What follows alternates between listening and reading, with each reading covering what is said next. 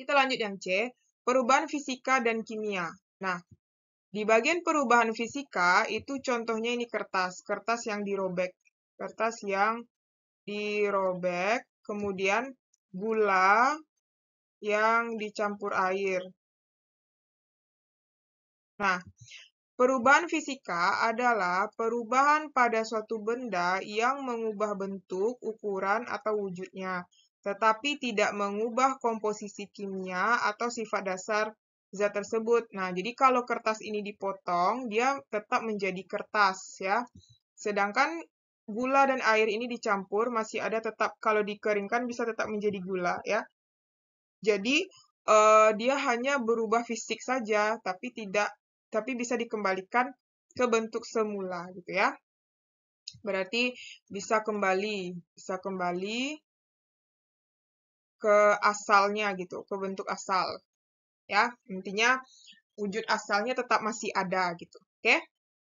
Nah, kita lihat contoh dari perubahan fisika. Nah, contoh perubahan fisika itu yang pertama di sini adalah batu es yang meleleh.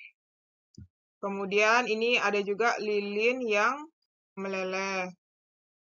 Kemudian ini adalah kayu menjadi kursi, ya kan? Kemudian ini ada beras, nah menjadi tepung. Nah, ini merupakan termasuk contoh dari perubahan fisik. Oke, kita lanjut.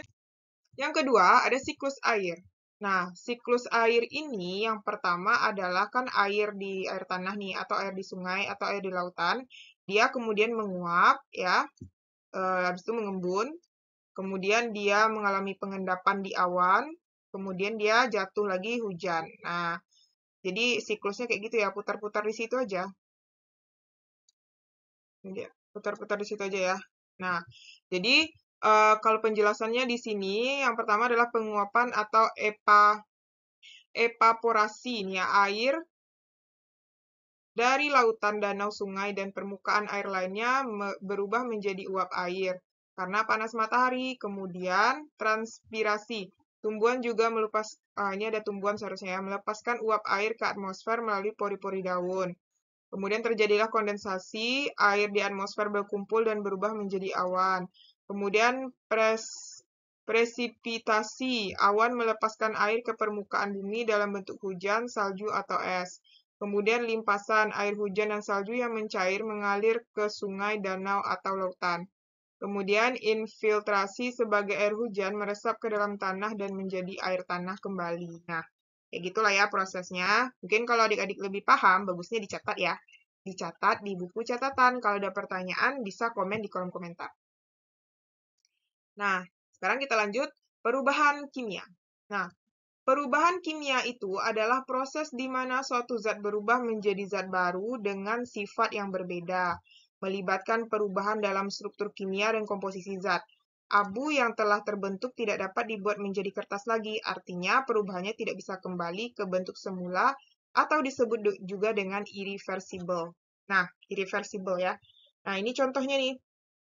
Jadi, tanda-tanda perubahan kimia itu ada terjadinya perubahan warna, terbentuknya gas, terbentuknya endapan, adanya perubahan energi. Nah, contohnya ini kan, api yang terbakar, ini kembang api, kemudian ini apa ya? Yogurt ya, ini yogurt nih. Yogurt, terus besi berkarat ya, besi berkarat, atau bisa juga tape. Nah, tape itu kan ada gasnya kan, berarti dia termasuk perubahan kimia. Paham ya? Kita lanjut. Nah, ayo uji kemampuan bagian yang C, soal nomor 1. Ketika kamu makan, perubahan apa saja yang terjadi pada makanan tersebut? Perubahan apa yang terjadi pada tubuhmu? Identifikasi semua perubahan selama proses makan sebagai perubahan fisik atau kimia dan beri penjelasan. Nah, di sini perubahan yang terjadi ketika kita makan adalah perubahan fisika. Nah, jadi ketika kita makan itu adalah perubahan fisika ya. Nah, kemudian perubahan fisika dan kimia maksudnya. Kemudian, selama menggigit terjadi perubahan ukuran makanan sehingga perubahannya adalah perubahan fisika. Nah, ketika kita makan itu kan ada menggigit. Menggigit itu adalah perubahan fisika. Ketika mengunyah, pencampuran makanan dengan ludah yang merupakan perubahan kimia. Berarti ketika menggigit, terus ketika mengunyah. Nah, mengunyah itu kan ada campuran ludah ya, mengunyah. Itu adalah perubahan kimia. Nah, terus yaitu nanti ada enzim-enzim gitu kan. Nah, perubahan kimia itu juga terjadi. Nah, ini nanti ada reaksi kimia ya yang ada di dalam tubuh juga ya. Nah, ketika enggak, ini kita buat gini aja deh. Kan mengunyah tuh di dalam tubuh. Nah, dalam tubuh itu juga terjadi perubahan kimia ya, kimia karena dia bercampur dengan enzim ya, bercampur dengan enzim. Oke. Nah, jadi kira-kira gitu ya. Oke, kita lanjut. Nah, sekarang kita lanjut yang nomor 2 ya. Nah, yang nomor 2 itu, dengan menggunakan peta konsep atau jaring laba-laba spider web, buatkan ringkasan subbab dan C mengenai perubahan zat. Buatlah peta konsepmu menarik agar dapat terus kamu gunakan saat mempelajari kembali topik ini. Setelah itu, dengan menggunakan peta konsep atau jaring laba-laba yang telah kamu buat, jelaskan mengenai perubahan zat kepada teman, saudara, orang tuamu apabila kamu menggunakan pemahaman dan kata-kata sendiri. Akan lebih mudah bagimu untuk menjelaskan. Catat pertanyaan-pertanyaan yang diajukan teman, saudara, atau orang tuamu untuk didiskusikan dengan guru atau pada pertemuan selanjutnya. Nah, ini bisa dilihat pada peta konsep di samping ya. Nah, peta konsep di samping.